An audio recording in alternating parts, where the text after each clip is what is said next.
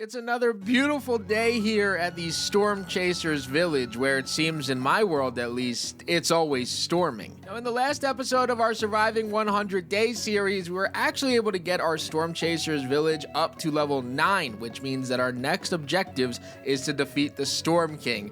The issue is, my best weapon is a sapphire sphere, a copper crossbow, and if you take a gander over there at my charms, it is not looking too hot. So there's a lot of things that I need to get done today. First thing I needed to do was make myself a brand new amber crossbow, because I need to not only go and clear out some dungeons, but I also have to make a pit stop at the Lost Isles again. That way I can get myself some even more runes. Right now I only have tier 1 runes that I can put on any of my weapons, and that's just simply not going to be good enough when I go up against the Storm King. Not only that, but I'm also going to need to find some rift stations, because I need some more rift shards, and that's going to allow me to not only rift back and forth to these new areas, but it's also going to help me make the legendary forge, which I absolutely need. We're back at Lost Isles because what we need to do is jump onto the geysers and get onto these floating islands, because they're the ones that have the gold chests that drop all of the rune tome books. And the importance with the rune tome books is that they're going to have damage tier 3, and we definitely need that for the Storm King.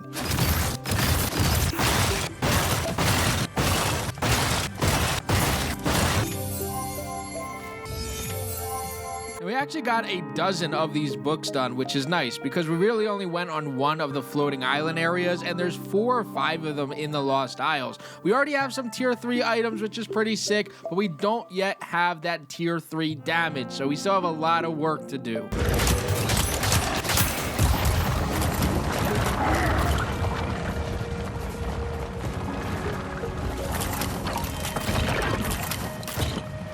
I did all that because I thought I'd get loot, and I got nothing.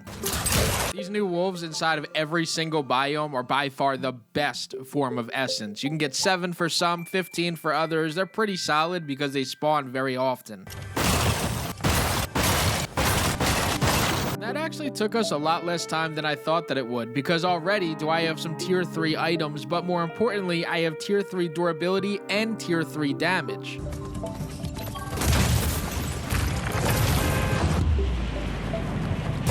Believe it or not, I've had people comment that I don't really know what I'm doing because I don't always use tips, tricks, and glitches during this series, so I had to show off at least some of the stuff that I know. Now, funny enough, earlier today on Twitter, LEGO Fortnite's account posted this tweet here that talks about the symbol above enemies' heads. And if you guys see this, that means that you're kind of unmatched when it comes to fighting these things. And what they showed was that icon over a bear. And in this clip, I take down a bear, which makes sense because in my response, I said, if you ever see me fighting in the forest with a grizzly bear, help the bear. So now that we got back to Storm Chasers Village, I have a lot of organizing to do within my chest, and then we have to go and get even more ingredients for the legendary forge, which means getting ourselves some ruby. Now, I'm going to go about getting that ruby a little bit differently than what you guys might, because I have to show off this no damage glitch today. Now, I also have a pretty solid trick that was sent to me about the dagger. So on this dagger specifically, not only am I going to try to put tier 3 damage on this,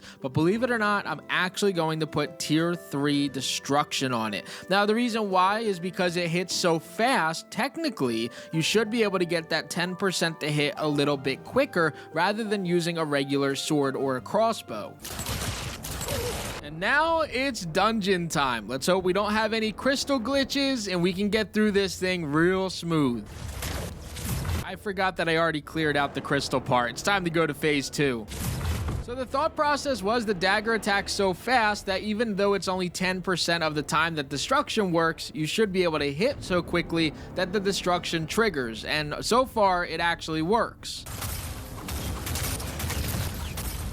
It's actually not that bad. It normally takes like maybe 2-3 hits and the destruction eventually trickles in, which is actually pretty nice. So now let's talk about this no damage glitch, because first we're just going to start with these regular rift enemies. These ones are super easy to just not take any damage from. They're just shooting arrows at you or swinging an actual sword, which just means that dodging is going to get the job done. But dodging is very important when it comes to this glitch, so let's keep that in mind.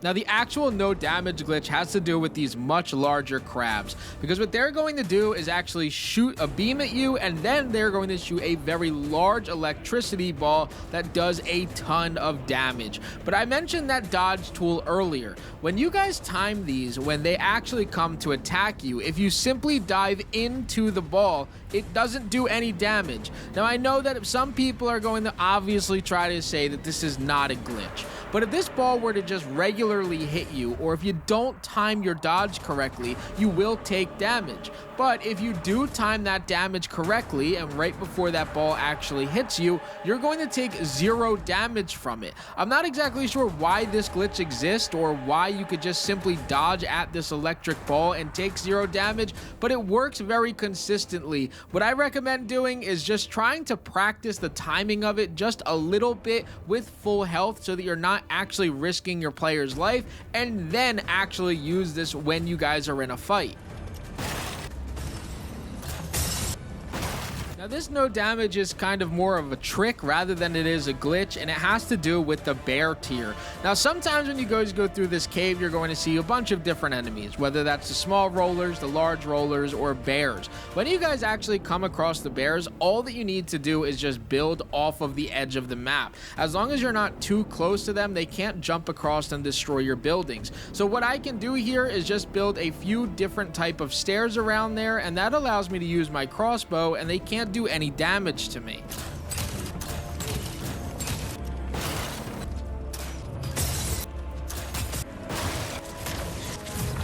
Now we have to take on the Thunder Lord, which is extremely easy actually, because of a nice little trick or no damage glitch when it comes to him.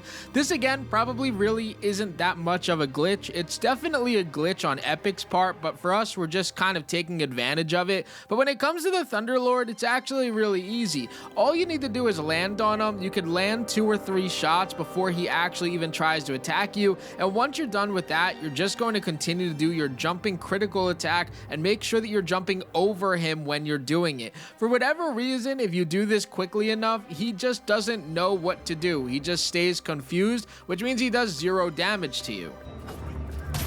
I missed. Guys, I'm human too.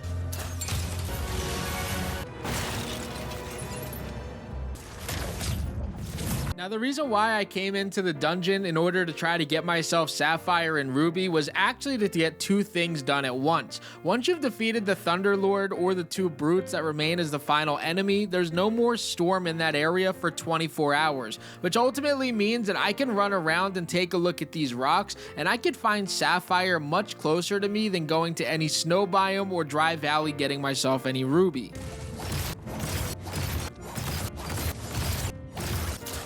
Now we head home, because outside of charms, I think we have everything we need for the Storm King.